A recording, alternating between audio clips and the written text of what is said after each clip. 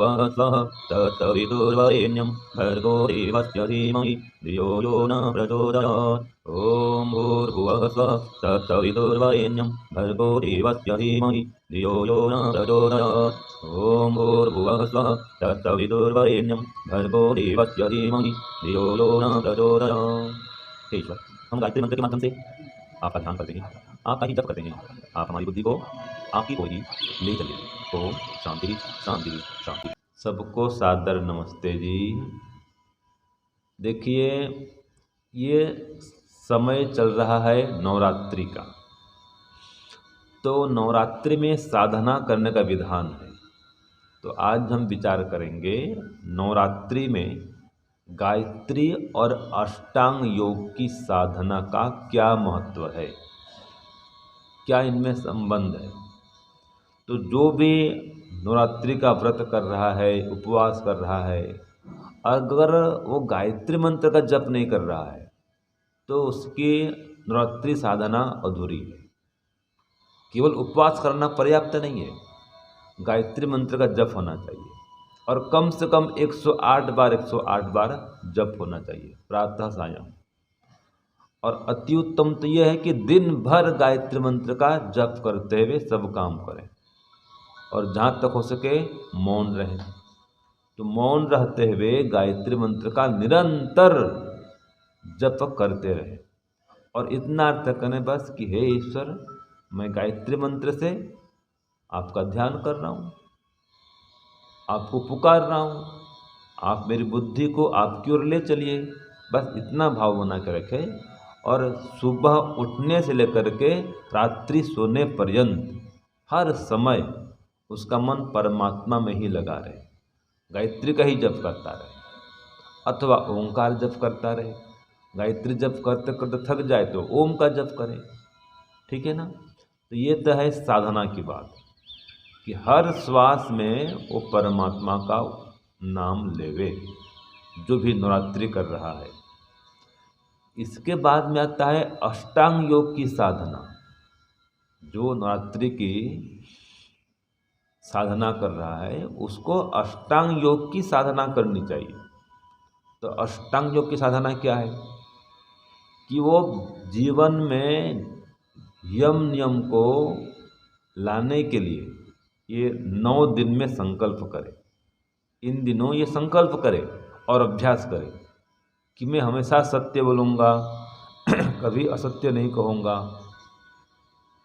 मैं कभी हिंसा नहीं करूँगा, कठोर नहीं बोलूँगा, झगड़ा नहीं करूँगा, ठीक है जी। ये सत्य अहिंसा, ये अष्टांग योग में 5 यम के प्रथम ये अंग है, अहिंसा और सत्य। फिर अस्तेय, मैं कभी चोरी नहीं करूँगा, बिना पूछे किसी के पदार्थ का उपयोग नहीं करूँगा, किसी की वस्तु को लूँगा नहीं और स्वामी जी की आज्ञा के बिना। जो स्वामी जी हैं आपके या उस पदार्थ का जो स्वामी है वो, तो जो उसका मालिक है, अधिकारी है, उसे पूछे बिना उससे संबंधित किसी पदार्थ का प्रयोग नहीं करना। यह अस्तेय है, माने चोरी का त्याग करना और ब्रह्मचर्य का पालन करना। 9 दिन तक तो जो गृहस्थ में भी हैं उनको पूरा ब्रह्मचर्य व्रत का पालन करना ही है, लेकिन जीवन भर के लिए ये संकल्प करना है कि मैं संयम पूर्वक ही जीवन चलाऊंगा। संतान उत्पत्ति करने के लिए मैं संपर्क करूंगा, गृहस्थ धर्म का पालन करूंगा, उसमें कोई आपत्ति नहीं है, लेकिन मैं विषय भोग में डूबूंगा नहीं, संयम पूर्वक ब्रह्मचर्य पूर्वक जीवन चलाऊंगा। उसको बोलते हैं ऋतुकालगामी। तो ऋतुकालगामी बने वो जो गृहस्थी है, ऐसा व्यक्ति भी ब्रह्मचारी कहलाता है। और फिर अपरिग्रह पालन करे, जितना आवश्यक है उतना संग्रह करे। अनावश्यक वस्तु, अनावश्यक वाणी और अनावश्यक विचार, तीनों का संग्रह न करे। ये परिग्रह है। आवश्यकता से अधिक बोलना, अधिक विचार करते रहना, अधिक धन का संग्रह करना, अधिक पदार्थों का संग्रह करना जो आवश्यक नहीं है, ये सब परिग्रह है। तो ये नवरात्रि के दिनों में ये संकल्प करे कि मेरे जीवन में ये 5 यम आने चाहिए। 5 यम कौन कौन से? बोलिए। अहिंसा, सत्य, अस्तेय, ब्रह्मचर्य, अपरिग्रह। तो अहिंसा क्या? कि मन, वाणी, शरीर से किसी भी प्राणी को अन्यायपूर्वक दुख नहीं पहुंचाना, अर्थात कठोर भी नहीं बोलना, शरीर से भी हिंसा नहीं करना और मन में भी उसका अनिष्ट चिंतन नहीं करना, ये अहिंसा है। और सत्य क्या है? मन, वाणी, शरीर में एक रूपता लाना, जैसा आप करते हैं वैसा ही कहना, जैसा कहते हैं वैसा ही सोचना, या जैसा सोचते हैं वैसा ही कहना, जैसा कहते हैं वैसा ही करना, ये सत्य है। जैसा आपने देखा, सुना, जाना, अनुभव किया है वैसे ही प्रकट करना, वैसे ही व्यक्त करना, वैसे ही बोलना, ये सत्य है। ठीक है। अस्तेय क्या है? चोरी का त्याग करना। आपका सामान नहीं है, किसी और का सामान है, तो जिसका सामान है उससे पहले पूछो, फिर वहाँ से उठाओ, उसका प्रयोग करो, ये हो गया अस्तेय। और बिना पूछे आपने प्रयोग कर लिया, ये हो गया स्तेय, ये चोरी है। तो चोरी त्याग करना और ब्रह्मचर्य का पालन करना। जो गृहस्थ में भी हैं, अपनी पत्नी से ही पत्नी का संबंध बनाना, बाकी सबको माँ और बहन के भाव से देखना। ठीक है जी। भले अब गृहस्थ में है, पीछे भोग में अति नहीं करना, वहाँ भी संयम से जीवन चलाना। और अपरिग्रह माने पुरुषार्थ पूरा करेंगे, आलसी बनकर नहीं रहेंगे, लेकिन अधिक अधिक अधिक अधिक अधिक अधिक और चाहिए और चाहिए और चाहिए, ऐसे भी नहीं करेंगे। पुरुषार्थ करेंगे, जो हमको मिला उसमें संतुष्ट रहेंगे। ठीक है जी। यह है अपरिग्रह, आवश्यकता से अधिक संग्रह नहीं करना। ये 5 यम हो गया, अहिंसा, सत्य, अस्तेय, ब्रह्मचर्य, अपरिग्रह। और 5 नियम, जो 5 यम है इसका संबंध तो व्यवहार से है, समाज से है, ये सामाजिक है। और जो 5 नियम है इसका संबंध अधिकतर अपने अंदर से, व्यक्तिगत है। यद्यपि कुछ बाहर से भी संबंध रखता है, जैसे शौच। शौच माने शुद्धि, शरीर, मन, इंद्रियां, इन सबको शुद्ध रखना। घर, इसको भी शुद्ध रखना। फिर बाह्य शुद्धि, इसमें समाज का आता है, जहाँ रहते हैं आसपास में, आपका आसपास पड़ोस, वो जगह भी शुद्ध हो, गली मोहल्ला, गांव, नगर, वो भी शुद्ध हो। ठीक है, वो भी ध्यान रखना है। तो शौच माने शुद्धि, तो अपने अंदर की भी शुद्धि करें और बाहर की भी शुद्धि करें, ये शौच।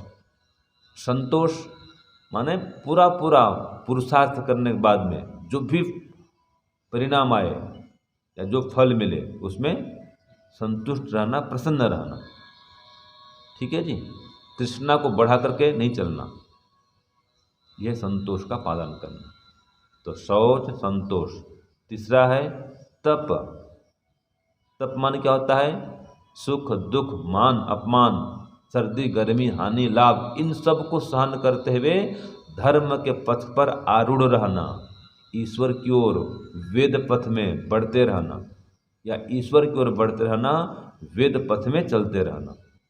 कोई कितना अपमान करे, सब सहन करना, लेकिन धर्म को नहीं छोड़ना, यज्ञ को, हवन को, सत्संग को नहीं छोड़ना।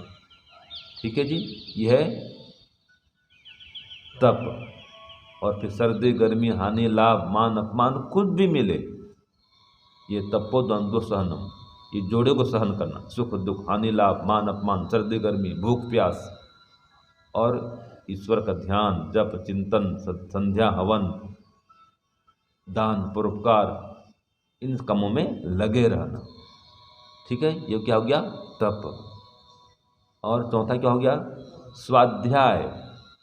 माने एक तो अच्छे अच्छे ग्रंथों को पढ़ना, 8 ग्रंथों को पढ़ना, दर्शन, उपनिषद, वेद, ऐसे वाल्मीकि रामायण, ठीक है, और गीता भी, और भी जो अच्छे अच्छे ग्रंथ हैं, विदुर नीति, चाणक्य नीति, मनुस्मृति, ऐसे श्रेष्ठ ग्रंथों को पढ़ना, स्वाध्याय करना। ठीक है। और 5वां है ईश्वर प्रणिधान, ईश्वर की अनुभूति बना करके सब काम करना।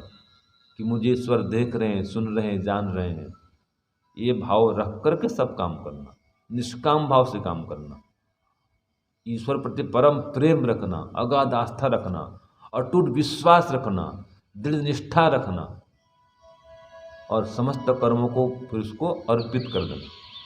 कोई उसका लौकिक फल नहीं चाहना। जो भी कर्म करते हैं समस्त कर्मों को ईश्वर को समर्पित करना, यह है ईश्वर प्रणिधान। तो शौच, संतोष, तप, स्वाध्याय, ईश्वर प्रणिधान, तो 5 यम और 5 नियम, ये योग के अष्टांग योग में प्रथम 2 भाग हैं, यम और नियम।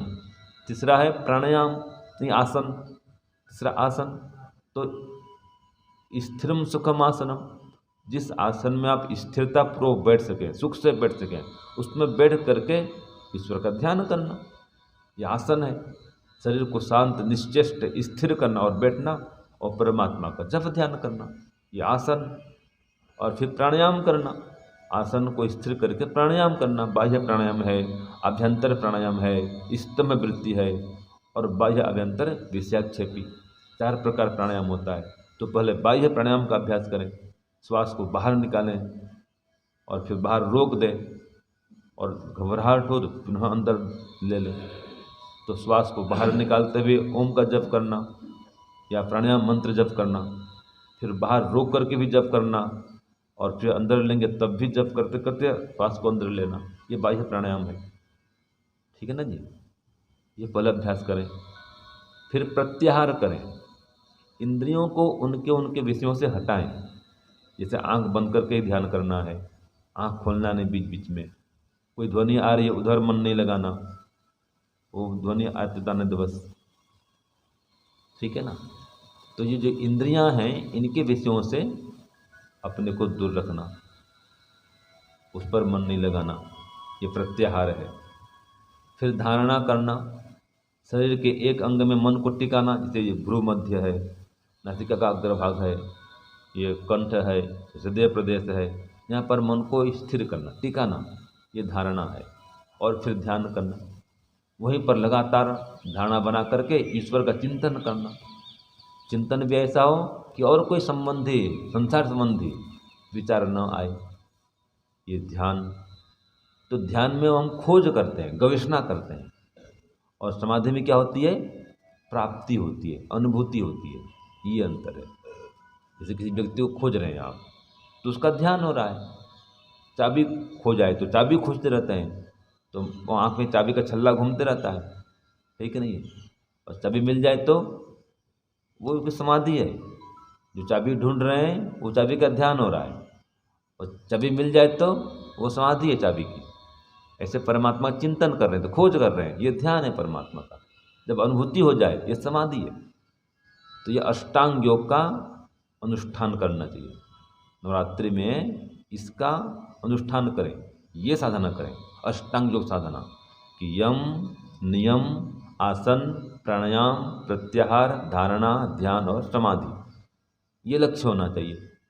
तो समाधि लक्ष्य बना करके नवरात्रि की उपासना करें, साधना करें। ठीक है जी। यम नियम का पालन करें, जो मैंने बता दिया। रोज सुबह से आसन लगा करके फिर प्राणायाम सहित प्रत्याहार करके, धारणा करके फिर ध्यान करें और समाधि की ओर बढ़ने का यत्न करें, प्रयत्न करें। यह है नवरात्रि में अष्टांग योग की साधना। और साथ में रोज सुबह शाम अर्थ सहित, भाव सहित गायत्री मंत्र का जप करें। तो यह है नवरात्रि, गायत्री और अष्टांग योग की साधना। ये संकल्प करें और जीवन भर इसका फिर अनुष्ठान करने का व्रत लें, तो आपका जो नवरात्रि है उसको मनाना सफल होगा, सार्थक होगा। ओम शांति, ओम शम। सबको नमस्ते जी।